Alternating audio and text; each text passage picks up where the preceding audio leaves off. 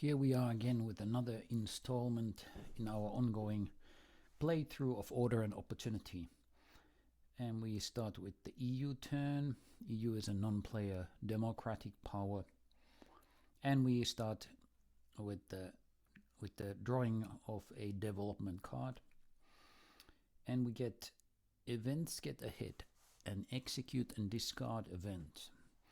So when drawn, select a random region with at least one world event and then execute its effects. So I'm again going to roll the die. We get 5, and 5 designates the Middle East. Well, in the Middle East we see there are no world events, these half-sized cards here in that region. So we move immediately from 5 to region 6. Well, there is no 6, so we skip to 1. Since there are only 5 regions, we skip to 1, and there are indeed 2 regions there. Sorry, 2 world events, and so we must simply select randomly. The Brexit talks will be 1, 2, 3, and otherwise it's the Ukraine one. And we get the Ukraine one, and as the development event indicates, execute the unresolved effects of one world event there. So maybe this is a good chance to talk about the world events a little bit. So these in many ways structure the game as it proceeds, because not only do players score these so-called agenda points by resolving these world events, but they also are subject to certain effects if these world events go unresolved until we get to the first globalization phase, which follows after the 4th round of play. We are currently in the 3rd round. And when we look at this card here in the Ukraine, the unresolved effect is indicated on against the red background. You can maybe just about see it. It says other Europe plus T, which means another European subregion will get a plus T, so plus tension. And so again, random selection. Other European subregions would be the Baltic states and the Balkans. 1, 2, 3 is the Baltic states, and there it goes. We roll day 3. So I drop in a tension marker there. 1 level of tension exists now there, and you will remember what the significance of the tension markers is.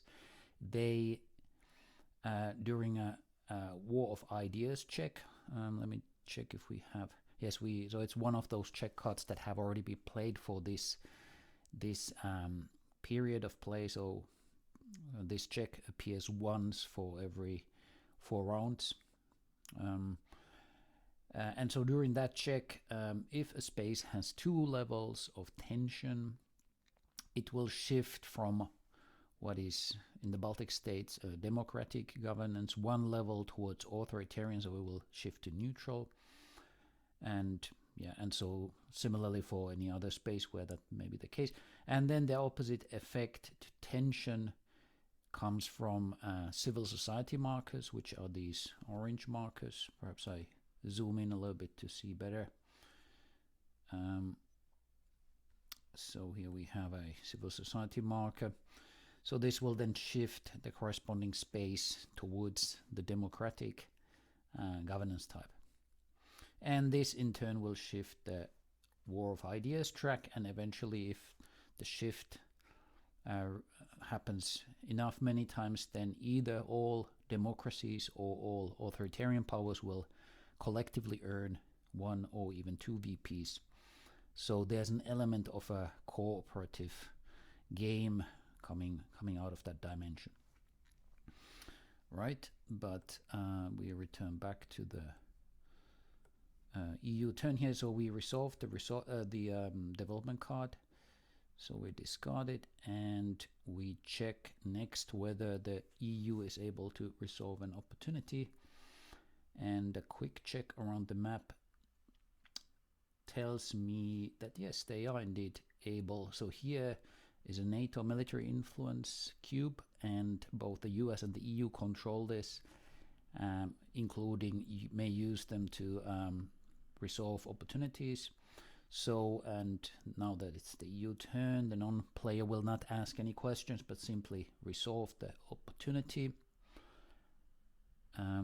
If it was human players, the US and the EU players, if they were human players, then there could be negotiations and that sort of thing. And then we draw a replacement.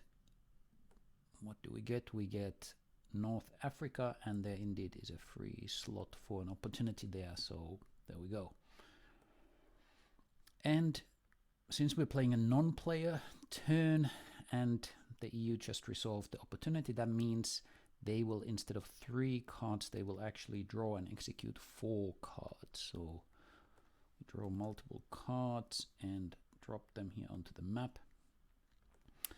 And as always, there are no consequences for the non-players, but we might still check whether there are 2 cards of a given suit, and if there are, then the non-players will first check to see if they can resolve a world event, and if not that, then they will cash in an agenda point that they hold.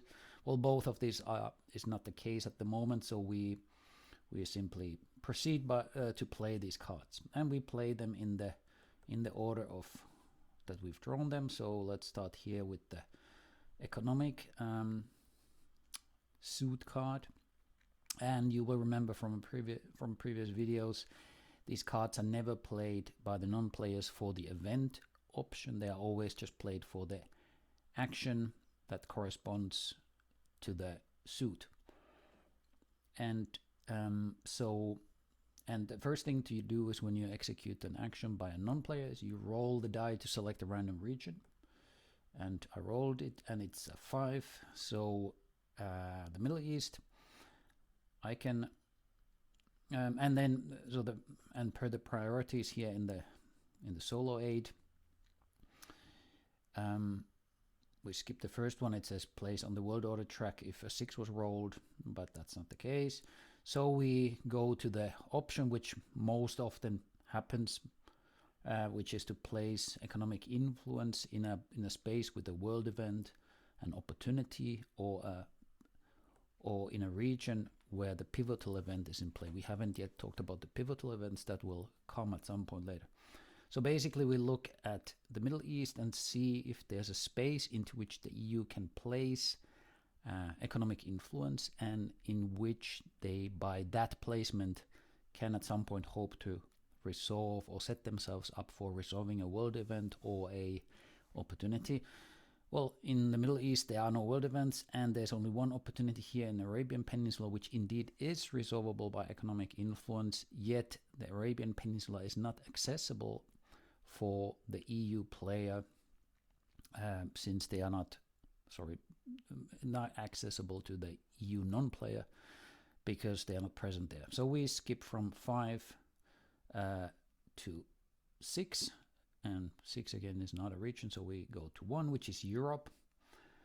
And what's the situation here? Well, here I believe there was during a previous turn there was a placement here.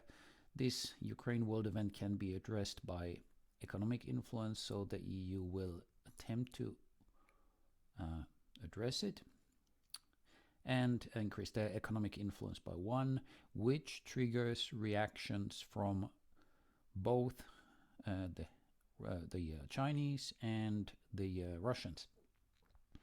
The Chinese will simply earn 1 resource, which is welcome, very welcome.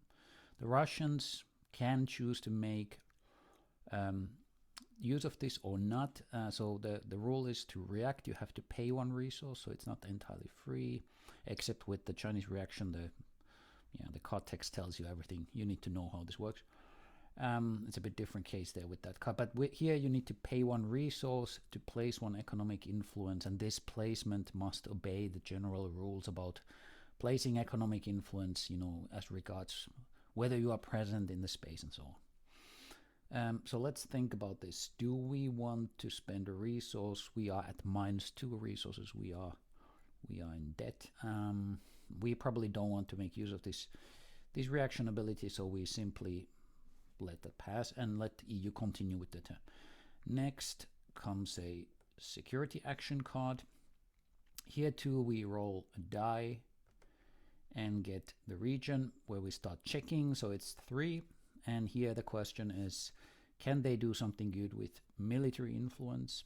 Well, they can indeed address the Taliban by military influence, and so that's what they will do. EU does not have its own military influence pieces. If we look here on the EU player mat, it's missing the military influence part, unlike, for instance, the Russians and the Chinese and Americans. Of course, they have their own military influence. EU is reliant on NATO influence, which it controls together with the US. So they will simply place a NATO influence there.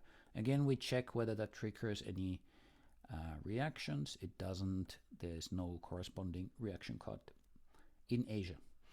And we move on to the next card. Once again, select a random region for political influence in North Africa.